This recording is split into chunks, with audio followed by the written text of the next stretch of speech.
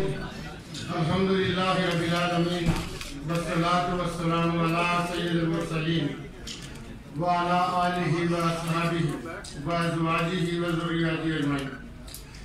सबसे पहले मैं अपनी टीम की तरफ से आप तमाम साथी दोस्तों का शुक्रिया अदा कर रहा हूँ।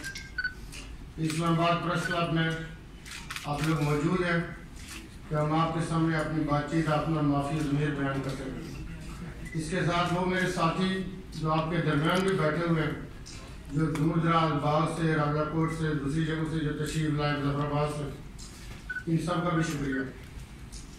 19 जुलाई 1947 को कश्मीर के रहने वालों ने 14 अगस्त 1947 से तकरीबन 3 हफ्ते पहले एक करारदाद मंजूर की थी, क्योंकि हिंदुस्तान को जब आज़ादी मिलने जा रही थी, यानी इस बर्रे सगीर को जो आज़ादी मिलने जा रही थी, उसका एक फार्मूला था। उस फार्मूला के तहत दो मुल्कों का तख्लीक होना वजूद में आया था। यानी ये दो मुल्क जो हमारे वजूद में आए, एक पाकिस्तान था और दूसरा हिंदुस्तान था।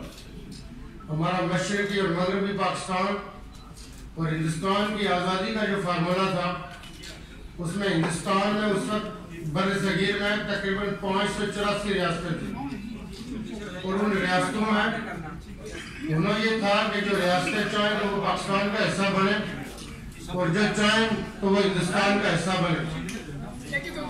मकबूजा कश्मीर की वो रियासत थी जो प्रिंसली रियासत थी, और कश्मीर के रहने वालों ने 19 जुलाई 1947 को गाजी मिल्लत अलैहिस्सलाम के घर पे एक करारदाद मंजूर की, जिसमें कश्मीरियों ने यह फैसला किया कि हम पाकिस्तान का हिस्सा बनना चाहते हैं। 14 अगस्त से पहले कश्मीरी ये फैसला कर चुके थे। और फिर हिंदुस्तान कश्मीर के रहने वालों ने अपनी आज़ादी के लिए जंग शुरू की, जिसके नतीजा में आज़ाद कश्मीर एक खित्ता आज़ाद कराने में कामयाब हो गई। अगरचे हमारे मुजाहिदीन और मुसल्लह अफवाज काफ़ी अगले इलाकों तक पहुँच चुके थे, श्रीनगर के करीब से, जिसमें जम्मू के और वैली के बहुत सारे इलाके भी आज़ाद हो जाने थे। हिंदुस्तान ने खुद इस मसले को अक़वाम मुत्तहिदा में ले जाके इसको उठाया और फिर हिंदुस्तान ने ये अक़वाम मुत्तहिदा में ये कमिटमेंट दी कि कश्मीरियों को ये हक दिया जाएगा कि वो अपने मुस्तक़बिल का फैसला कर सकें। और वो करारदाद 47 की सूरत में हो, दर्जनों सिक्योरिटी काउंसिल की करारदादें ऐसी हैं जो रिकॉर्ड के ऊपर है कि हिंदुस्तान ने ये कमिटमेंट दी कि कश्मीरियों को ये हक दिया जाएगा कि वो अपनी ज़िंदगी का फैसला कर सकें। LOC के उस पार रहने वाले हमारे बुजुर्ग, जवान और नौजवान और हमारी माएँ और बहनें बेटियाँ 77 साल से सब्ज़ अलाली परचम में न सिर्फ बाहर निकलते हैं लेकिन इसी के अंदर दफन होते हैं। LOC के उस पार रहने वाले ये कहते हैं कि हम पाकिस्तानी हैं, पाकिस्तान हमारा है। 19 जुलाई 2023 को हमने रावलाकोट के मकाम पे जो पुंछ का हेडक्वार्टर है, जो खित्ता है गाजियों का, मुजाहिदों का, गैरतमंदों का और शोधा के बातों का, हमने ये कहा कि हम पाकिस्तान की जो टेरिटरी आज़ाद हुई वो पाकिस्तान की रियासत है और आज़ाद कश्मीर एक रियासत है और ये रियासत है पाकिस्तान की, और जो आज़ाद होगा वो पाकिस्तान का हिस्सा बनेगा। और हम ये कहते हैं कि जी गाग एगी से हम आगे बढ़ के हम पाकिस्तान है का नारा दे रहे हैं। ये चूँकि एक परमानेंट टेरिटरी है, इसका एक आइन है और इसका एक निज़ाम हुकूमत मौजूद है। और आज़ाद कश्मीर के रहने वाले हमेशा ये कहते हैं कि हम अपने मुल्क की दफ़ाई फसील हैं।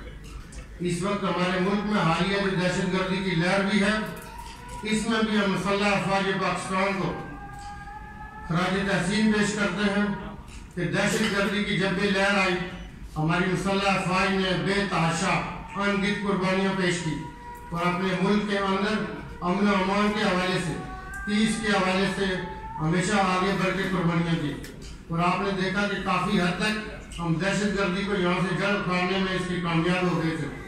लेकिन हालिया दहशत गर्दी इसमें जो कुर्बानियाँ हैं उनको हम इंतहाई खराज तहसीन पेश करते हैं और शुहदा की फैमिलियों के साथ हमदर्दी का इजहार करते हैं। लेकिन एक मुसलमान के लिए अशहदु अल्ला इलाहा इल्लल्लाह व अशहदु अन्ना मुहम्मद रसूलुल्लाह जो पढ़ने वाले हैं उनके हवाले से हम ये समझते हैं कि हर मुसलमान की ये तमन्ना होती है کہ وہ شہید ہو جائے، اور یہ کہتے ہیں کہ دنیا سے جانے کے بعد کسی کو اگر یہ آپشن دیا جائے تو ایک شہید یہ کہتا ہے، یہ چونکہ حسین کی راہ ہے، حسین علیہ السلام نے جس طرح شہادت دی، اصحاب رسول کی شہادتیں ہیں، تو یہ شہادت کا وہ رستہ ہے کہ جو حسینی سنت ہے۔ اس حوالے سے ہم یہ سمجھتے ہیں کہ ہمارے ملک میں سویلین کی صورت میں ہو، مسلح افواج کی صورت میں ہو، وہ شہادتیں ہمیشہ دیتے رہیں گے جب تک ہمارے ملک میں امن و امان نہیں ہو جاتا۔ جب تک ہمارے ملک میں امن و امان نہیں ہوگا، معاشی طور پہ ہم ترقی نہیں کر سکتے۔ معاشی طور پہ آگے بڑھنے کے لیے ملک کے اندر امن و امان کا ہونا ضروری ہے۔ ہم شمال کی جانب ہم اپنے اداروں کو اور مسلح افواج کو یہ بھی یقین دلاتے ہیں کہ یہ مکمل طور پہ محفوظ ہے۔ ہمارے لوگ اپنے ملک کی دفاعی فصیل ہیں، وہ اپنے ملک پاکستان پر یقین رکھتے ہیں۔ ہم سیاسی طور پہ ہمیشہ یہ کہتے ہیں کہ پاکستان ان کا ایمان ہے، پاکستان مسجد الہی ہے، پاکستان ایسے معرض وجود میں نہیں آیا، اس میں ہزاروں نہیں لاکھوں قربانیوں کا دخل ہے۔ ماں جو ہے وہ اپنے بیٹوں سے، بیگمات جو تھی وہ اپنے سہاگوں سے، بچے جو تھے اور بیٹیاں جو تھی وہ اپنے والدین کے آسرے سے، سہارے سے محروم ہوئے، اور یہ ملک معرض وجود میں آیا، یہ لاکھوں قربانیوں کے نتیجے میں معرض وجود میں آیا تھا۔ اس لیے کسی حوالے سے کسی کو یہ ابہام نہیں ہونا چاہیے کہ ہمارا ملک میں بنانا ریپبلک ہے، اس پہ ایسے حملے ہوں گے، اس کے اوپر ایسی وار کی جائے گی تو اس ملک کو زند پہنچ سکتی ہے۔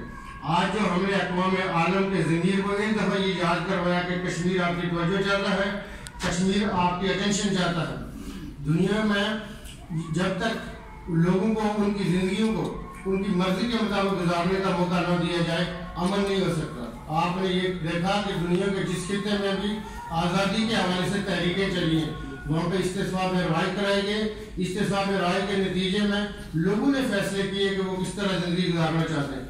کشمیر کے لوگ 77 سال سے جو قربانیاں دے چکے ہیں، شاید ہی دنیا کسی قوم کا طرح امتیاز ہو، کون سے مظالم میں، کون سا ظلم و ستم ہے جو کشمیریوں نے نہیں برداشت کیا، لیکن کشمیری کسی قیمت پہ اپنی آزادی سے کوئی کمپرومائز کرنے کو تیار نہیں ہے۔ ہم بھی یہ سمجھتے ہیں کہ آزاد کشمیر کے رہنے والے جو آپ کشمیری ہیں، اور کوئی بھی جب تک ایک بھی پاکستانی زندہ ہے وہ کشمیر کے اوپر کوئی کمپرومائز نہیں کرے گا۔ جب تک ایک بھی کشمیری، ایک بھی پاکستانی زندہ ہے وہ اس وقت تک لڑے گا جب تک کشمیر کو آزادی نہیں مل جاتی۔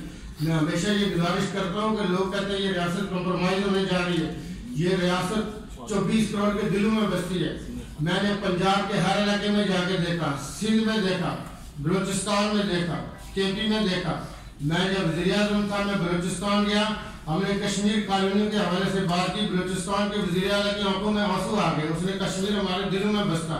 ہم نے پنجاب میں جا کے دیکھا، ہم نے سندھ میں دیکھا، جتنے وزرائے اعلیٰ تھے ہم ان سے ملے، کشمیر کے اوپر ہر آنکھ جو ہے وہ نمزدہ ہو جاتی ہے۔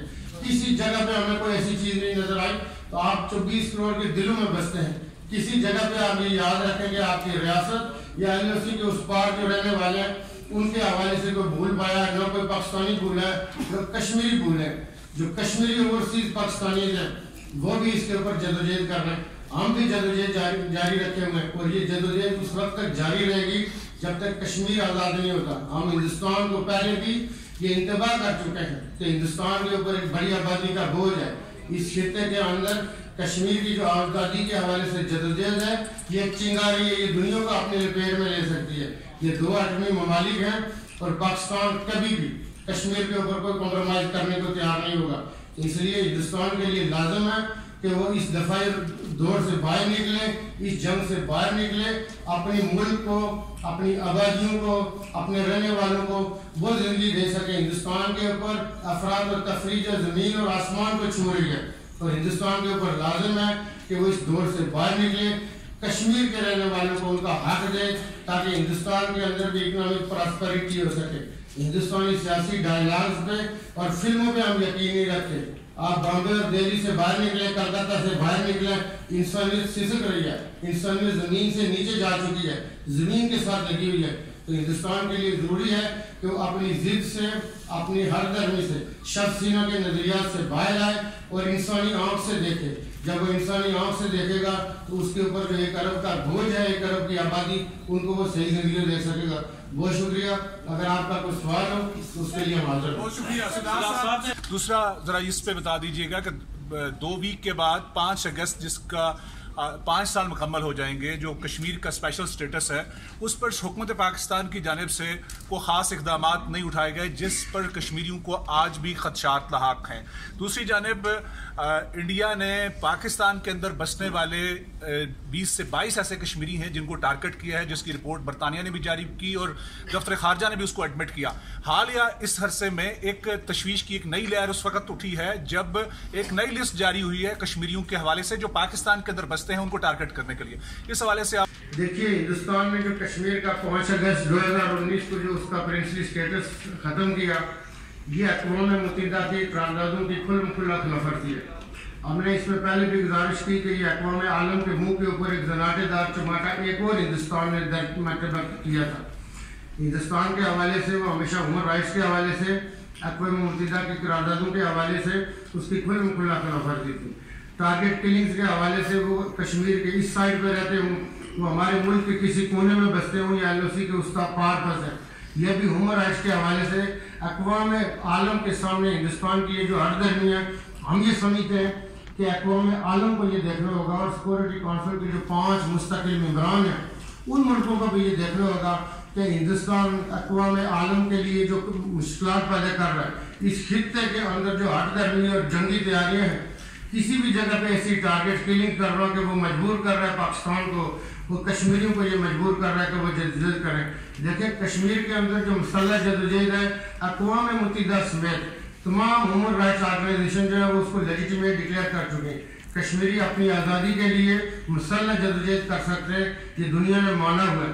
तो इसलिए हम ये समझते हैं कि वो टारगेट किलिंग के हवाले से पॉइंट आउट करे, तो ये ऐसी खिलाफवर्जी है कि कश्मीरियों को भी हक बनता है कि वो आगे बढ़ के अपनी आज़ादी के हवाले से करें। एक बात मुझसे रह गई थी कि इस दफ़ा इंशाअल्लाह 14 अगस्त 2024 को हम हैं पाकिस्तान के नाम से पुंछ का जो हेडक्वार्टर है रावलाकोट में, पूरे आज़ाद कश्मीर के रहने वाले, हमारे मुल्क के किसी भी खिते के रहने वाले, वो बलूचिस्तान हो, सिंध हो, पंजाब, GB या KP के रहने वाले, एक भरपूर तरीके से इंशाअल्लाह रावलाकोट में हम पाकिस्तान के नाम से इंशाअल्लाह प्रोग्राम करेंगे।